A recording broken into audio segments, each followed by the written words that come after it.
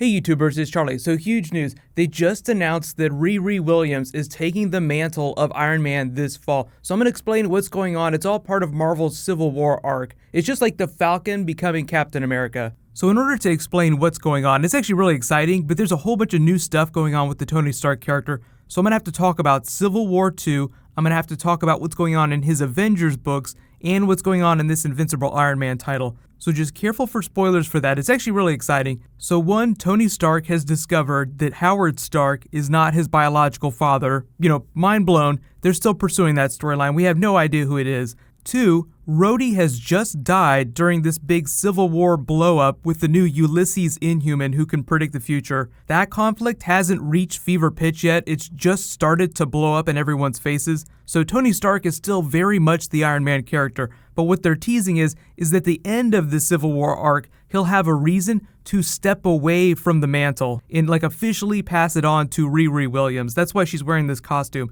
This is really preview cover art for what's going to be happening this fall. So you're not going to see her wearing the actual Tony Stark Iron Man looking armor for a long time. For the meantime, they're just going to be using the next couple of months, Civil War and this Invincible Iron Man title to kind of set her character up, explain who she is, what it is about her that makes Tony Stark so curious. So the interesting thing, the introduction that Bendis gave her is very fitting. It's kind of like the Iron Man cave scene where they throw him in, tell him to create a weapon, and then when they come pounding to kill him later, he opens the door and it's like, surprise bitches, Iron Man Mark I armor.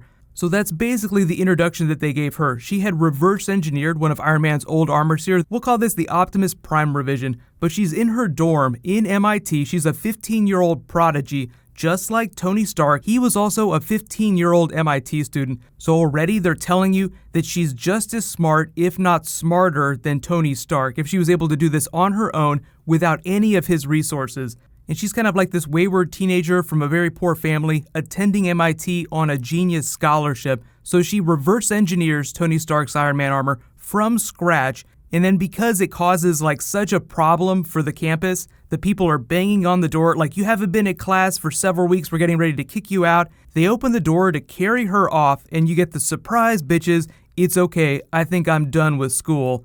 So very fitting introduction. After that, she takes the armor for a spin, oh my god, this is so much fun. Okay, let's try and do some superhero stuff. So she tries to capture a couple criminals, and she's able to take them down, but it fractures her armor, so she derps in the way that Tony Stark derps the first time he's creating his new armor. And then just as he does something really awesome, boom, they take the piss out of it, the armor fractures. So it's a very familiar introduction to a very new twist on the Iron Man mythos. So right now, the big macro arc that's going on is this Civil War 2 conflict in the Minority Report Inhuman. All this other stuff is going on with the characters. So right now, Riri Williams is like this small B story. Tony Stark's life is imploding all around him. He's got all these problems to take care of. His company is almost bankrupt, so he's got to fix his company. He's got to figure out what's going on with his true biological parents, and he's got to solve this conflict with Captain Marvel over the Minority Report Inhuman. So you can understand how he might want to step away from the day-to-day of being Iron Man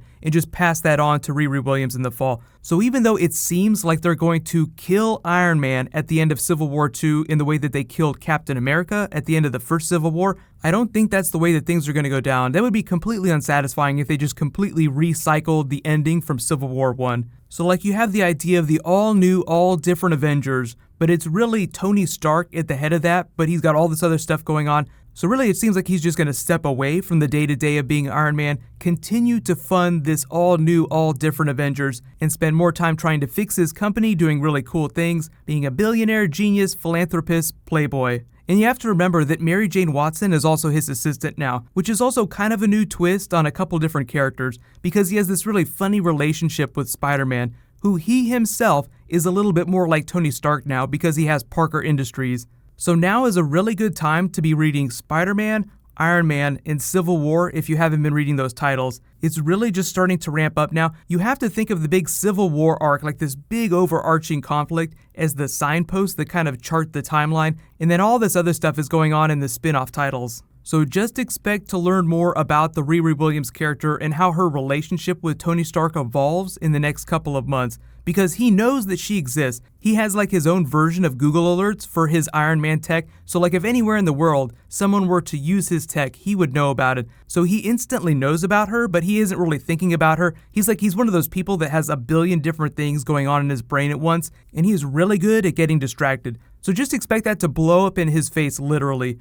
So naturally, you have the Riri character who's like waiting on the bench. She's like, I have the talent and the willingness. This is the only thing I want to do. I have this one thing that I want to do. Let me do it. So Iron Man's like, okay, I have like a billion things that I need to do. So why don't you sub in for me so I can fix all this other bullshit that I have going on in my life? But the way Bendis teased it was a little bit more funny, like Tony Stark taking an interest in this new girl. Like, ooh, this is really cool. Maybe I should buy her out, just thinking like a businessman. So even if you're absolutely confused by what the hell is going on during this Iron Man title, like if you've been following Civil War, but you're not really sure about what's going on in Iron Man, the artwork is fantastic. So be sure to check it out. It's also really funny to hear all the Spider-Man jokes when Tony Stark is talking to Mary Jane Watson. Like, it's very tongue-in-cheek, like she definitely acknowledges that she and Peter has history, but they've rebooted the continuity a little bit since Secret Wars, so their backstory is a little bit complicated. They're a little mysterious about it, which I kind of like. It leaves it open to interpretation. Like, as a fan, you know all about Peter Parker and Mary Jane's history in the comics,